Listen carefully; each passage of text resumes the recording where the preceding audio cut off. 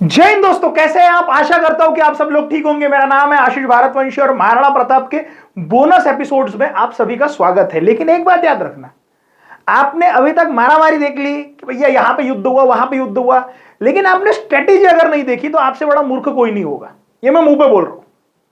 लोगों को मिर्जापुर 1 पसंद आया, 2 पसंद आया क्योंकि उसमें मारामारी है। मिर्जापुर 3 पसंद नहीं आया, बोले मीटिंग मीटिंग है। अरे भैया, मीटिंग ही इंपॉर्टेंट होती है। युद्ध उसका परिणाम होता है कि आपने शांति के काल में क्या किया। जिसका शांति का काल सबसे डेंजर होगा वही सबसे भयंकर युद्ध करेगा, ये याद रखना।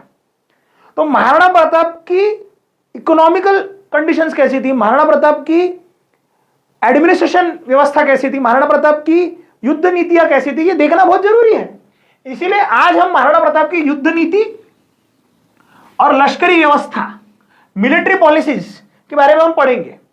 सबसे पहला, महाराणा प्रताप जिस समय गद्दी पे आए तो उदय सिंह जी के बाद में वो गद्दी पे आए, तो महाराणा प्रताप के ऊपर ये जिम्मेवारी थी कि जो गोगुंदा गांव उदय सिंह जी ने बसाया था, मतलब जो कैपिटल नहीं बनाई थी, और उदयपुर ये जा चुका था हाथ से, तो अब इन दोनों को अपने हाथ में वापस लेना, चित्तौड़ के लिए कोशिश करना, ये महाराणा प्रताप के हाथ में था। एक तकरीबन 300 माइल का एरिया महाराणा प्रताप के हाथ में उस समय पे था। तो महाराणा प्रताप ने उन टेक्निक्स का इस्तेमाल नहीं किया जो उनके पहले बाकी महाराणाओं ने किया था, जिसे तुम केसरिया बाना कहते हो। मेवाड़ में तीसरा जोर होता है जब अकबर का आक्रमण होता है। महाराणा प्रताप की उम्र उस समय पे तकरीबन 26 साल की है। तो 1566 के दरमियान अकबर ने आक्रमण किया और तीसरा जोहर वहां पे हुआ है। जयमल राठौड़ वहां पे लड़े हैं, अपने प्राणों की आहुति दी है, बलिदान दिया है। अब महाराणा प्रताप ने केसरिया बाना को इस्तेमाल नहीं किया। केसरिया क्या होता है, देखो दो तरह होता है, एक तो जोहर होता है, केसरिया होता है। जोहर में जो स्त्री होती है वो अपने आप को अग्नि में सौंप देती है। एक जल जोहर भी हुआ है, उसके बारे में बाद में पढ़ेंगे हम। तो राजस्थान के इतिहास में एक जल जोहर भी है। और केसरिया क्या होता है, जिसमें पुरुष जो होते हैं वो केसरिया फेटा पगड़ी पहन के डिसाइड कर लेते भैया कि आज हम शत्रु को पीठ दिखा के नहीं आएंगे, आज हम मरेंगे या मारेंगे। यहां पे जोहर होगा, यहां पे केसरिया होगा। तो ये नियम था। महाराणा प्रताप ने केसरिया या जोहर का इस्तेमाल नहीं किया। महाराणा प्रताप ने छापामार गनीमी कावा का इस्तेमाल किया है।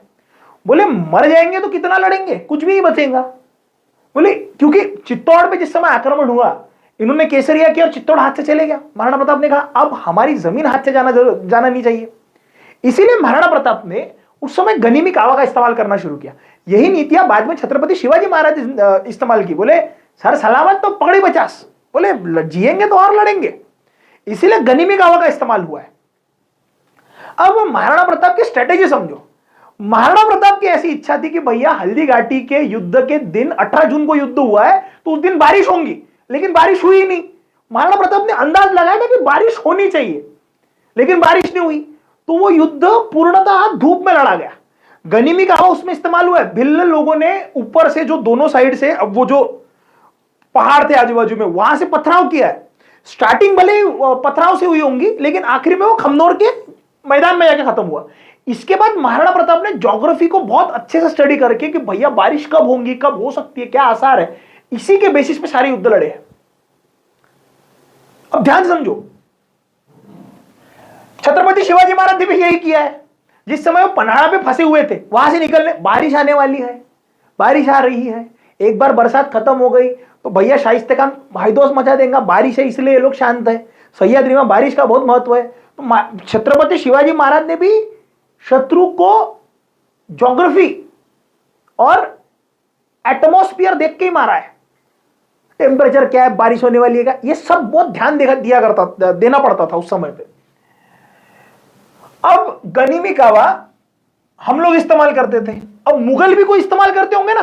तो महाराणा प्रताप के समय पे, ये देखो नोट्स बना सकते हो तो बना लो, साबात नाम की पद्धति इजाद हुई थी। साबत या साबात बोलते उसको। इसी को मराठाओं ने सुल्तान ढवा कहा। ये सेम है, ये कोई अलग नहीं है। इसमें क्या होता है कि एक किले को चारों तरफ से घेर लो और उसकी जो तटबंदी होंगी किले की, वहां पे सुरंग बनाओ और सुरंग में बारूद भर के उड़ाओ सुरंग। अदरवाइज ऐसे ऐसे बड़े बड़े मिट्टी के ढेर बनाओ, उस पर तोप चढ़ाओ, तोप से गोले दागो और वो किला गिरना चाहिए। ये सेकंड पद्धति थी। अब इसमें भी सबसे खतरनाक मजा तो वही कि जब हम संभाजी महाराज में रामशेज का किला पढ़ेंगे। वो रामशेज के किले के लिए इन्होंने लकड़ियों की तटबंदियां बनाई बड़ी बड़ी, और उसके ऊपर तोप चला के वो रामशेज पे मारने के लिए कोशिश करी। अब वो रामशेज पे जब वो तटबंदी बना गया तो मराठा रात में आते थे, पूरे तटबंदियां काट डाली, वो तोप नीचे धड़ धड़ धड़ धड़ धड़। इतनी जबरदस्त लड़ाई हो रामशेज की, जब पड़ेगा तो मजा आएंगे तुमको। एक्साइटेड? मैं भी हूं। ठीक है। उसके बाद में महाराणा प्रताप के पैदल और घुड़सवार। तो पैदल के बारे में कहा जाता है कि तकरीबन 15,000 पैदल, 20,000 घुड़सवार, लेकिन ये संख्या और भी हो सकती है। 3 राव, राव यानी कि ये बड़ी पोजीशन होती है। जैसे महाराणा छत्रपति शिवाजी अष्टप्रधान मंडल था, उसमें एक पेशवा था, है ना, एक सरसेनापति होते थे, वैसे 3 राव, ये बड़ी पोजीशन है। वैसे ही 7 रावत ऐसे महाराणा प्रताप के इसमें थे, और साथ में घुड़सवार, पैदल और हाथी दल। तो कम से कम 100 हाथी, 20,000 घुड़सवार, 15,000 पैदल। लेकिन ये आंकड़े गलत भी हो सकते हैं, महाराणा प्रताप के पास में ज्यादा फोर्सेस भी हो सकती है। ठीक है। तो ये बाद में पता चला कि भैया फोर्सेस ज्यादा थी, तो तकरीबन हम 20,000 ना पकड़ के इनके डबल पकड़ लेते। ठीक है। अब ध्यान समझना। फिर आता है एक आपका एलिफेंट वाला सेक्शन। अब हमने देखा महाराणा प्रताप के साथ में हाथी भी लड़े थे, है ना, रामप्रसाद हाथी लड़ा था। तो महाराणा प्रताप ने हाथियों को भी बड़ा अच्छे से इस्तेमाल किया। महाराणा प्रताप के समय पे गजशास्त्रम नाम की किताब थी, मतलब पहले से थी, इसको महाराणा प्रताप के टाइम पे रिपब्लिश करके अच्छे से लिखा गया कि भैया इसमें हाथी को कैसे पाला जाता है, हाथी में क्या होता है। तो हाथी का जो हौद होता था उसमें 4 सैनिक बैठा करते थे, एक के हाथ में भाला, एक के हाथ में बाण, एक के हाथ में तलवार, एक के हाथ में और भी कुछ पकड़ लो, बाण, भाला, तलवार, बाण, भाला, तलवार, चौथा सामने देखेंगे ना, वो होगा उसके हाथ में भी कुछ। तो ऐसे 4 लोग बैठा करते थे, and these 4 used to sit over there. अब ध्यान समझना, महाराणा प्रताप के समय पे महाराणा प्रताप ने जो गलतियां पहले हुई वो गलतियां नहीं दोहराई, इसीलिए महाराणा प्रताप ऐसे अलग स्टैंड होते हैं। देखो, महाराणा प्रताप के समय पे महाराणा प्रताप ने हाथी पे बैठ के कभी युद्ध नहीं किया। महाराणा सांगा खानवा के युद्ध में जब हाथी पे बैठे थे तो उनको बाण लगा, इसीलिए मूर्छित हुए। तो महाराणा प्रताप को यह बात ज्ञात थी कि हाथी पे बैठेंगे तो हम लोग प्रॉपरली इंस्ट्रक्ट भी नहीं कर पाएंगे, लड़ाई में लड़ भी नहीं पाएंगे, क्योंकि हाथी पे बैठा हुआ आदमी स्पीड में लड़ाई नहीं कर सकता, उसको हाथी की चाल से चलना पड़ेगा, घोड़ा स्पीड में जाता है। तो इसीलिए महाराणा प्रताप ने आजीवन घोड़े पे ही बैठ के युद्ध किया। दूसरी चीज, महाराणा प्रताप ने केसरिया बाना का कभी इस्तेमाल नहीं किया, वो पूर्णतः बंद कर दी थी पद्धति, क्योंकि उनको पता था लड़ेंगे तो और जिएंगे तो और लड़ेंगे, सर सलामत तो पगड़ी बचास। ठीक है। फिर आते हैं महाराणा प्रताप की स्पेशल यूनिट फोर्स। एक तकरीबन 1200 लोगों की यह स्पेशल यूनिट फोर्स थी। इसी स्पेशल यूनिट फोर्स में से महाराणा प्रताप के पर्सनल बॉडीगार्ड भी जाते थे, और राज परिवार में रहने वाले जितने लोग थे उनको भी सुरक्षा इसी फोर्स में से मिलती थी। अब जैसे तुमने देखा होगा, ये प्रेसिडेंट, प्राइम मिनिस्टर के बाजू में लोग जो खड़े होते हैं उनकी स्पेशल फोर्सेस होती है ना, उसमें कुछ रहते हैं अभी। तो वैसे ही महाराणा प्रताप के समय में स्पेशल यूनिट फोर्स थी, तो उसमें भी तकरीबन 1200 लोग थे, और वो राज्य परिवार और बाकी लोग, बाकी राज्य मंत्री जो मेन होते थे उनको प्रोटेक्ट करते थे। और ये लोग स्पेशली अपॉइंटेड रहते थे, इनकी कदकाठी स्पेशली अलग रहती थी, इनकी बॉडी, इनका स्ट्रेचर अलग रखा जाता था। And this used to be very, बहुत भरोसेमंद लोग, क्योंकि आप डायरेक्टली महाराणा प्रताप को बॉडीगार्ड कर रहे हो, आप डायरेक्टली इन लोगों को प्रोटेक्ट कर रहे हो। बहुत बार जो खाना पास ऑन होता था, ये खाना पहले इन्हें खाना पड़ता था, ये खाते थे कि भाई इसमें जहर तो नहीं है, चीजें तो नहीं है, ये सब देखना पड़ता था। महाराणा प्रताप के लश्कर में सामंतों का बहुत बड़ा हाथ था। इसका एक जीता जागता उदाहरण है कि जिस समय महाराणा प्रताप गद्दी पे बैठने वाले थे, तो गद्दी पे बैठने से पहले जगमाल ने गद्दी को बोला, बोले मेरी है, लेकिन सामंतों ने निर्णय लिया कि नहीं, मेवाड़ का डिसीजन जो है वो एक अच्छे आदमी के हाथ में होना चाहिए, डिसीजन मेकर अच्छा होना चाहिए, इसीलिए महाराणा प्रताप को गद्दी बैठाया गया। तो हम देखेंगे कि सामंतों का डोमिनेशन बहुत जब्बर है। इन सामंतों के इसमें 3 श्रेणियां बनाई गई, 16, 32 और गोल, ऐसा था वो। अब इन तीनों का सबसे ज्यादा डोमिनेशन 16 वाले जो होते थे, इनका ज्यादा डोमिनेशन था। अब इन सामंतों के पास में एक विशिष्ट अधिकार यह था कि ये राज्य परिवार के निर्णयों में हस्तक्षेप कर सकते थे। इसका ही जीता जागता उदाहरण महाराणा प्रताप और जगमाल का है। और इन्हीं सामंतों के बेसिस पे आप देखोगे तो यह पद्धति एक डेमोक्रेटिक पद्धति की तरह काम किया करती थी। Not full democracy but yes indirect democracy की तरह ही थी कि हर सामंत अपने अपने क्षेत्र का सामंत होता था, वो महाराणा प्रताप के मेवाड़ के बड़े सामंत को जाके बताते थे और सारे मिलकर एक एकत्रित निर्णय लिया करते थे। अब इन सामंतों की श्रेणियों में एक भोमट और गिरासिया नाम की भी श्रेणी थी। ध्यान समझना, महाराष्ट्र वाले ध्यान समझो। अब यही गिरासिया बाद में जाके खानदेश के क्षेत्र में स्थलांतरित हुए, तो इन्हीं का नाम समय के साथ में गिरासे पड़ा। अगर किसी का सरनेम गिरासे है तो ध्यान से देखना कि भैया गिरासिया नाम के सामंत हुआ करते थे महाराणा प्रताप के राज दरबार में, वही बाद में खानदेश में जब शिफ्ट हुए तो उनका नाम गिरासे पड़ा। महाराणा प्रताप की जो डिटेक्टिव फोर्सेस थी उसमें अगर आप देखोगे तो उनका जो हेड था उनका नाम था दूरसा पूर्विया चौहान। अब मुझे ये डाउटफुल इसलिए है ये नाम क्योंकि देखो डिटेक्टिव के नाम यूजुअली बहुत गुप्त रखे जाते हैं। अब हम कहते हैं कि भैया उस समय पे ये डिटेक्टिव था वो, क्योंकि देखो छत्रपति शिवाजी महाराज के समय पे भी बहिर्जी नाइक का नाम आता है, लेकिन वी आर स्टिल डाउटफुल कि वो ओरिजिनल नाम था या नहीं था। वी आर डाउटफुल, मतलब as me I am doubtful, क्योंकि वो नाम मूवीज में बहुत जगह पे आ जाता है कि भैया इन्होंने किया ना। मूवीज में वो बहुत बार आया है, बखरों में और पत्रों में सिर्फ वो एक बार आया है जब सूरत में क्या क्या चीजें देखने के लिए भेजा गया था बहिर्जी नाइक को, तो नाम सिर्फ एक बार आता है। इसीलिए वो नाम भी सच्चा है या नहीं है किसी को पता नहीं, क्योंकि डिटेक्टिव्स हमेशा गुप्तचर खाता गुप्त ही रखा जाता है। अच्छा, इसमें डिटेक्टिव्स में चारणस और भिल इनका बहुत ज्यादा समावेश था। तो जो अखबार के दरबार में चारण बैठा करते थे वो भी महाराणा प्रताप को आके कान खबर देते हो, ऐसा कर रहा हो ऐसा। और भिल्ल जो थे वो तो थे ही, और भिल्ल जो थे उन्होंने महाराणा प्रताप को इतने सालों तक सहकार्य किया। 21 सालों तक महाराणा प्रताप जब अरावली में आश्रय लिया करते थे, किसी ने भी महाराणा प्रताप का लोकेशन बताया नहीं। ध्यान समझो, महाराणा प्रताप ने चावंड में जब अपनी राजधानी बनाई तो चावंड का लोकेशन मुगलों को पता ही नहीं था, क्योंकि चावंड पे एक भी आक्रमण नहीं है, कोशिश भी नहीं हुई है। अमर सिंह जी ने भी चावंड में ही अपनी राजधानी बढ़ाई, लेकिन चावंड में कभी आक्रमण नहीं हुआ है। ठीक है, सो और रही बात महाराणा प्रताप की, तो Maharana Pratap he himself was a very skilled detective. कई बार भेष बदल के वो लोगों के बीच में जाते थे ये देखने के लिए कि भैया लोग क्या कर रहे। सभी जातियों के लोग थे, जैसे भाट लोगों ने अपनी लिस्ट बनाई, उसमें देखे अब अच्छा भामाशाह और उनके भाई ताराचंद ये जैन थे। भामाशाह और ताराचंद ये जैन थे। इसीलिए महाराणा प्रताप के सोर्सेस के ऊपर जब हम वीडियो बनाएंगे कि कौन से सोर्सेस में से आप पढ़ सकते हो, तो अगर आप देखोगे तो आपको जैनों ने लिखी हुई किताबें भी आपको मिलेंगी। दूसरी चीज, इसीलिए मैंने रिलीजन्स में अगर आप देखोगे तो हकीम खान सूर भी वहां लड़े थे और साथ ही साथ जैन भी लड़े थे, हिंदू तो लड़ ही रहे थे। So it was kind of every religion was there. हाँ, ये हो सकता है कि हकीम खान सूरी इसलिए लड़ने आया था भैया क्योंकि उसका पर्सनल ग्रज था मुगलों के खिलाफ, वरना शेरशाह सूरी ने आक्रमण किया था। यदि हकीम खान सूर गद्दी पे होता वो लड़ने नहीं आया होता। ठीक है, अब जब हम ट्रेनिंग देखेंगे तो ट्रेनिंग के समय पे समझो घोड़ों का चौगान, ऐसा चित्तौड़गढ़ में एक जगह थी जहां पे सारे लश्करों को ट्रेनिंग दी जाती थी। लेकिन चित्तौड़ जिस समय पे हमारे हाथ से चले गया, तो हमारे हाथ से जाने के बाद में भैया वहां पे महाराणा प्रताप अरावली में रहा करते थे, लेकिन महाराणा प्रताप को खुद जयमल्ल राठौड़ ने ट्रेन करा था।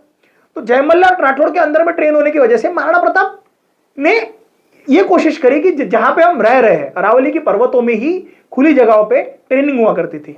महाराणा प्रताप खुद प्रशिक्षण भी दिया करते थे क्योंकि he was himself a very trained and a skill one. Second thing, Dhanurveda नाम की एक किताब थी। इसमें गदा युद्ध, धनुर्विद्या, खड़क विद्या, तलवार, चाकू विद्या और गुप्ती चलाना पड़ता है, ऐसी 7 तरह की विद्याएं थी। वो सारी विद्याओं का इस्तेमाल इन लोगों ने उस समय पे किया था। महाराणा प्रताप की लश्कर व्यवस्था और वेतन के बारे में अगर हम देखें तो लश्कर की जो पद्धति थी वो सरंजामशाही पे चलती थी। सरंजामशाही यानी कि एक व्यक्ति रहेगा वो पूरे सेना का डिसीजन लेगा। तो महाराणा प्रताप उसमें सबसे हेड रहा करते थे। तो महाराणा प्रताप क्या करते थे, वेतन पहले दे दिया करते थे। साल भरे का वेतन एक साथ देना पड़ता था और उनको जो खाने पीने की व्यवस्था है वो उनकी साल भरे की एक साथ कर दिया करते थे। दूसरी चीज, जो भी व्यक्ति अच्छा काम करता था उसको जमीन मिलती थी।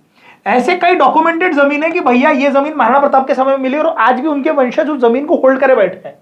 दूसरी चीज, अगर आप देखोगे तो महाराणा प्रताप की माता जी जयवंता देवी जी, वो एक जगह पे फंसी थी, वो बूढ़ी हो चुकी थी। तो उस समय पे महाराणा प्रताप अरावली के दूसरे भाग में थे, तो उन पे आक्रमण हो सकता था। तो उनके राज कुटुंब की जो सुरक्षा की जिम्मेवारी थी वो उस समय पे पांडरेवा के ठाकुर थे उनके ऊपर थी। तो भैया उन्होंने उनकी बहुत अच्छे से देखरेख की, इसीलिए महाराणा प्रताप ने पांडरेवा के ठाकुर जी को डिग्री दे दी राणा की। तो ये राणा डिग्री उनके सामने लगना शुरू हो चुकी। दूसरी चीज, महाराणा प्रताप के पीछे जिस समय शाहबाज खान आया था, तो भैया शाहबाज खान ने आक्रमण किया तो महाराणा प्रताप को ढूंढ रहा था। तो महाराणा प्रताप को ढूंढते ढूंढते महाराणा प्रताप के जो लोग थे उनको कम से कम 5 बार अलग अलग जगहों पे जाना पड़ा। कभी यहां पे रुके, खाना बनाना शुरू किया, सडनली पता चला वो आया, आगे बढ़ो आगे बढ़ो आगे बढ़ो आगे बढ़ो आगे बढ़ो, ऐसे 5 बार हिले। तो आखिरी में जाके एक लोहार के घर पे महाराणा प्रताप रुके थे और वहां पे रुकने के बाद महाराणा प्रताप ने खाना खाया। इस लोहार को महाराणा प्रताप ने एक जगह प्रदान की। वो जगह आज भी डॉक्यूमेंटेड है कि भैया वो जगह उन्हीं लोहार की फैमिली ने होल्ड करके रखी है। अब महाराणा प्रताप के जो लश्कर था उसमें स्त्रियों को स्थान नहीं था, लेकिन महाराणा प्रताप के लश्कर में स्त्रियों का स्थान नहीं था, लेकिन हल्दी घाटी के युद्ध में एक स्त्री लड़ी थी पुरुषों का भेष बना के। कोलियारी करके एक जगह है, वहां पे हल्दी घाटी के युद्ध के बाद सारे सैनिकों को मलहम पट्टी लगाई जा रही थी। ये स्त्री को भी वहां पे मलहम पट्टी लगाई जा रही थी। तो सडनली महाराणा प्रताप को पता चला, अरे ये यहां पे स्त्री कैसे लड़ी है। तो महाराणा प्रताप वहां पे गए। महाराणा प्रताप ने पूछा, बोले क्यों लड़ी। बोले राणा मारो पति चले गए, मेरा पति चले गया, मेरा बेटा इतना बड़ा नहीं है राणा कि वो तुम्हारे लिए लड़ पाए, और मैं अगर नहीं लड़ती तो मेरे परिवार पर दाग लग जाता। महाराणा प्रताप ने कहा ये मत करना, वो जो गया वो मेरा भाई था, तू आज से मेरी भाभी है, तू मेरे परिवार की है, तू नहीं लड़ेंगी। क्या लोग रहे होंगे, क्या समय रहा होगा, डिफरेंट टाइम डिफरेंट पीपल। लोग मरने के लिए तैयार थे अपने राजा के लिए, क्या प्यार उस राजा से। अब्दुल रहीम खानकाना के ऊपर शेरपुर में अमर सिंह जी ने जिस समय आक्रमण किया, वहां पे उनकी स्त्रियां पकड़ में आई, लेकिन महाराणा प्रताप ने छोड़ दिया। वो भी गाफिल हो गया महाराणा प्रताप का। अब शस्त्र अस्त्र की अगर हम बात करें तो महाराणा प्रताप की इसमें भाला, धनुष बाण है ना, गुप्ती रहती, छोटी सी गुप्ती रहती है, उसके बाद में कटियार, उसके बाद में तलवार, ऐसी सारी चीजें इस्तेमाल होती थी। तो मायरा की एक गुफा थी। अब ये मायरा की गुफा कहां पे आती है, हल्दी घाटी और गोगुंदा के बीच में भूताला गांव आता है। उस भूताला गांव की एक टेकड़ी है, पहाड़ी जैसी है, उसके ऊपर भूताला की गुफा में सारी चीजें छुपाई जाती थी। महाराणा प्रताप ने छुपा के रखी थी। और महाराणा प्रताप की फेवरेट तलवार थी वो भैया सिरोही की तलवार थी।